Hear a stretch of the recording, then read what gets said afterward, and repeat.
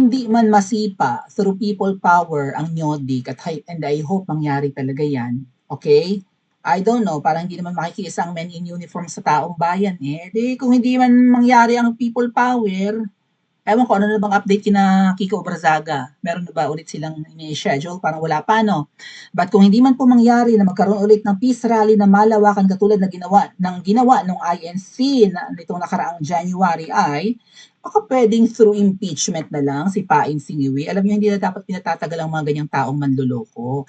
Huwag tayong masokista, sabi nga ni Spokes Harry Roque. Bakit gustong-gusto natin tayo sinasaktan?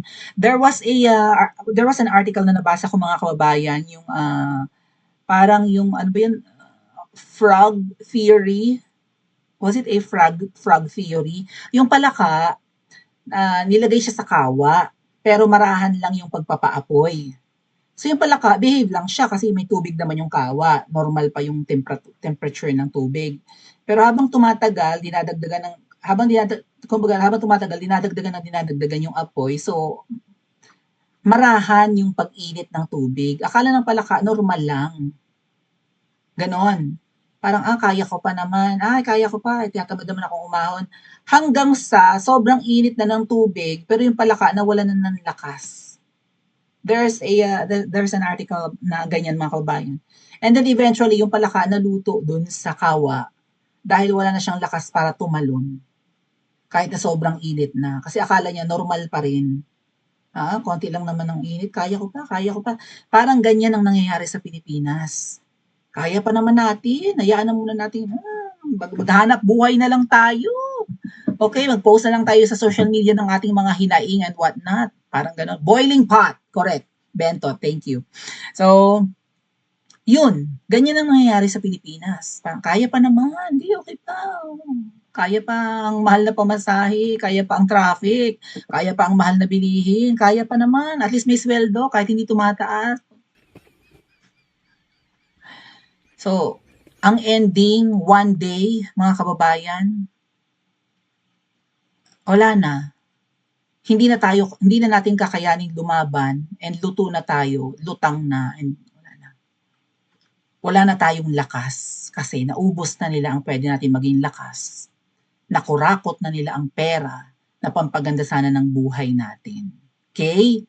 So, isa sa mga nakita po na pwedeng maging, I think, reason para ma-impeach si Yue or matanggal sa pwesto. At dito natin makikita kung sino ang mga matitinong buwaya sa lower house and ang mga para sa mga Pilipinong senador. Kasi dyan naman sa Senate, mga kababayan, di ba, hahatulan kung may impeach si Yue. Yan ang tatayong impeachment court, ang Senado. Diyan siya lilitisin, diyan siya hahatulan kung dapat na ba siyang tanggalin. Diyos ko naman mga kababayan, it's a no-brainer. Dapat nang tanggalin ng animal na yan. Kasi trilyon-trilyon ang budget, pinalalaki pa nila, wala tayong nakikita. Ang nakikita natin, bulok na proyekto, kung hindi man bulok, wala talaga. Ghost projects. Alright? Binenta pa ang ginto natin, lahat na lang ng pwedeng kurakutin. Parang kapag may pera, tumatayo ang tenga ng mga hayop, right? Naninindig ang balahibo nila pag usapin na ng pera. Para bang sobra silang hayok. Greed. And it's one of the deadly sins, mga kababayan, pero wala silang pake. Okay? Parang gusto nila all the money in the world kanila. I don't know. Insecure ba ang mga yan? Maybe because kaka-travel and naranasan naman nila noon ang power doon sa kanilang magulang, di ba? Na nakihalubilo sila sa mga royalties, nakita nila yung pagiging fabulous at ang pagiging mayaman ng mga hari at reynang na-meet nila in the past. Kaya siguro nangangarap din silang maging hari at reyna. Hawak nila ang yaman ng buong Pilipinas at gusto rin nilang magbihis ng mga ginto and whatnot, pero Diyos ko po, ang mga pagmumukha naman. Plus ang pag-uugali. Okay? So, eto po, may update kay Attorney Glenn Siong. Basahin ko lang mga kababayan. RIP or Rest in Peace na raw ang Smart Magic. Ito yung ginamit nung 2022 elections kung saan nanalo ang unit team. Si Ngiwi, 31 million. Si VP Sara, 32 million. Sabi ko nga mga kababayan, kahit isang boto lang ang hindi mabilang, Dahil ang boto natin ay sagrado, banal, isang beses lang tayo mamimili, 'di ba? Pero kung hindi mabibilang ng tama, ibig sabihin, hindi reliable ang eleksyon, therefore, panagutin ang mga mandaraya or baguhin ang sistema. Well, binago nga nila ang Smart Magic, pero ang Miro, ganun din naman, pangalan lang ang nabago. Pero mukha namang na-manipulate din itong nakaraang eleksyon kasi 'di ba, may inalis silang 5 milyong boto, bakit? Nagdoble-doble raw. Anong klase 'yon? Hindi na isang boto ang pinag-uusapan na hindi dapat ma-miss or magkamali ng bilang, millions na. Pero syempre, kung nagkaroon ng pandaraya gamit ang Smart Magic noong nakaraang 2022 elections, dapat mapanagot kung sino ang nagmanipula ng dayaan at magiging questionable na ang posisyon ni Ngiwi. Nanalo ka sa eleksyon na dinaya, ay hindi pwede yan. O baka ito na yung tipping point na inaantay ng men in uniform. Kasi 3 taon ng budol yun, nanalo ng 2022 pero dayaan pala. Ginawan pala ng paraan kasi kung si Attorney Glenchong ang tatanungin, ang babaeng ahas ang nagmanipulate ng elections kaya nanalo ang asawa niya. Oh. At hindi, kumbaga, ang boto daw ni VP Sara ay totoo at para hindi naman kahiya-haya itong diktador, inilapit. Sa palagay nga ni Atty. Glenchong, mga 20 million lang ang boto ni Ngiwi. Okay, nanalo, pero kahiya-haya yun, layo ng agwat. Parang ang gusto ng taong bayan, si VP Sara at hindi siya. Kaya ginawa raw 31 million. At least close pa rin. At hindi ka duda-duda kasi lamang si VP Sara dahil nga Duterte ang dating nakaupo. RIP na Smart Magic, federal prosecutors in the US filed criminal charges against voting company Smartmatic and its parent firm, SGO Corporation, for bribery involving elections contract in the Philippines. Oh my God. Sinuhulan. Sinuhulan daw. At sangkot dito ang kontrata ng halalan sa Pilipinas. Sino ang nagsuhol sa Smart Magic? Or Smartmatic, hindi na bawal sabihin yan, hindi naman na yan ang ginagamit sa Pilipinas. Sinuhulan sila? Sino ang nanuhol sa kanila sa halalan ng Pilipinas? Kinasuhan daw po ng kasong kriminal ang Smart Magic sa Anemika. Nauna nang kinasuhan ang Pangulo ng Smartmatic at 2 pang mataas na opisyal ng Smartmatic dahil sa panunuhol kay nanuhol sila. Dahil sa panunuhol kay dating COMELEC Chairman Andres Bautista. So, panahon to ni Ngoy-Ngoy Kaya nagtago si Andy Bautista.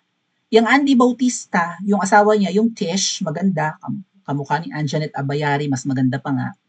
Tapos sabi nung Tish or Trisha Bautista, ay may nakita siyang bulto-bultong pera sa kanilang bahay or sa kanilang condo unit.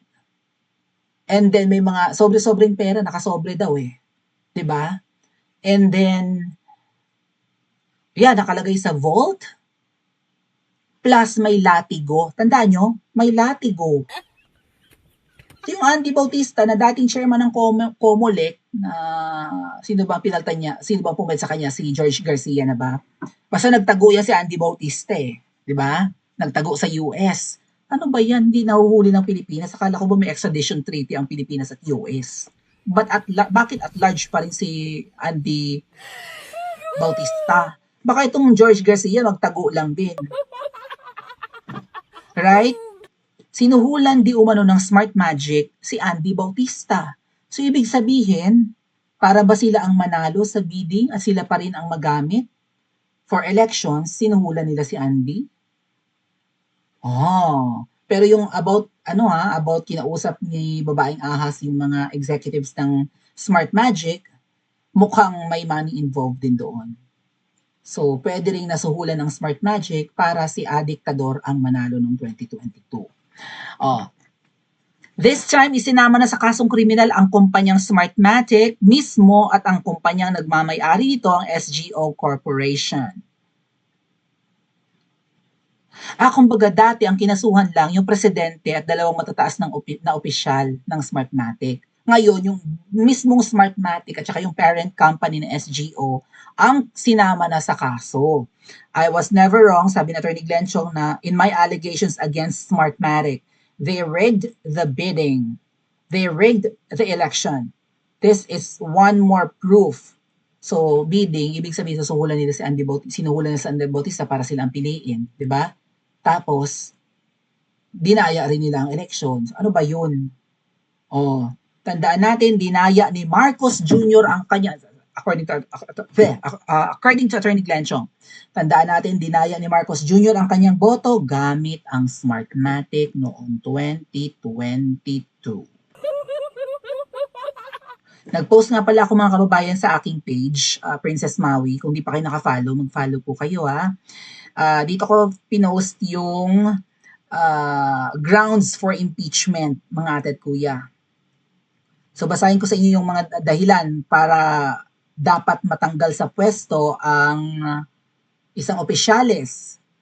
Sino ba ang mga dapat i-impeach, mga kababayan? Pangulo, pangalawang Pangulo, Supreme Court Justices, so Chief Justice and Associate Justices, yun. Members of the Constitutional Commissions, and the Ombudsman. So, si Boying Rimulya, pwede rin tanggalin through impeachment or maybe co-warrant to, right? Ano daw baga ang mga grounds for impeachment, mga kababayan? Culpable violation of the Constitution, lumabag sa saligang batas. Pinakamataas na batas na umiiral sa buong Pilipinas yan. Treason, a crime against the state committed during wartime or in time of peace. May krimeng ginawa sa panahon ng gyera at kahit sa panahon ng kapayapaan. Bribery, panunuhol, offering, giving, or receiving something of value to influence a public official's decision. Yung panunuhol pala, kapag nanuhol ka pala, So kung hindi si Ngiwi ang gumawa at ang gumawa yung babaeng ahas, kasi yung babaeng ahas ang magaling dyan sa ganyan no, sa mga panunuhol. Paano natin pananagutin si Ngiwi? Ang kasalanan ba ng kanyang botod na jowa, kasalanan din niya? Ano sa tingin niyo? Graft and corruption ito, kaya gusto niyang pigilin eh. Sabi niya hindi raw aabot sa opisina niya, di ba? Ang eskandalo ng flood control.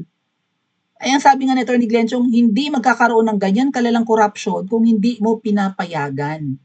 Kung ang leadership mo ay matibay or mabangis or 'di ba, matino. Kaso mo inalaw mo lampa ka Graft and corruption, using public office for personal gain or to influence the actions of others for personal benefit. Other high crimes, matataas na krimen, acts that are considered so serious as to warrant impeachment, even if not specifically listed. So, high crimes, may pinagurgur ba ang mga to? Droga. Kaya nga, galit na galit sila nang lumabas yung Pulveron video. That's an impeachable offense. Betrayal of public trust, dun pa rin yan babagsak. A breach of the public's trust in a public official. So, sinira niya ang tiwala ng taong bayan. Ni ayaw ngang magpa-drug test. Tumakbo ka, dapat nasa tama kang katinuan. Dapat hindi ka lumalabag sa batas. After all, ikaw ang magiging head of the executive department. Paano mo ipapa-execute being the chief executive, 'di ba? Paano mo ipapatupad ang mga batas ng Pilipinas kung ikaw mismo lumalabag sa saligang batas? And mga kababayan, sinabi na ni VP Sara na merong 5 violations si Ngiwi bago pa nakidnap si Tatay Digong. May mga impeachable offense na siya. 5. Natandaan nyo? Pinakulong pa niya si Tatay Digong. That's betrayal of public trust. Ibig sabihin, ikaw ang leader ng bansa pero hindi mo kayang protektahan ang nasasakupan mo. Pinagkanulo mo pa. Kasi kung halimbawa ang isang bansa or ang isang leader ng bansa may gustong iharas, may gustong saktan, may gustong ikulong, or may gustong gawa ng masama na Pilipino sa isang Pilipino, ay poprotektahan niyo ng presidente. Wala kayong karapatang, di ba? Kababayan ko ito, constituent ko ito, responsibilidad ko ito, dapat ganun singiwi eh. Hindi niyo to pwedeng saktan, lalo't nasa teritoryo ko. Kahit nga yung mga OFWs na nagkakasala sa, or di ba, na nakukulong sa ibang bansa eh. Hanggat maaari, dapat i-retrieve ng Philippine government. Dapat iligtas. Hindi dapat pumapayag ang leader ng bansa na bitayin ang kanyang, di ba, kapwa Pilipino or panagutin sa crime. Kaya nga, di ba, nakikipag-usap, kumbaga nakikipag-settle, o anong kailangan, blood money or whatever, basta iuwi namin yan. Ayaw namin na, kasi naghahanap buhay lang naman yan. Baka mamaya ay self-defense lang ang ginawa, o ayan, kilulong nyo pa. Hindi pwede. Baka pwedeng iuwi namin sa Pilipinas. Hindi dapat papayag ang gobyerno ng Pilipinas na, di ba, may gaganyaning Pilipino abroad. Aba, ay yung nasa Pilipinas nananahimik at may edad na, ay pinakidnap pa. O, ay kulong niyo, yan, binibigay namin sila, sinurrender.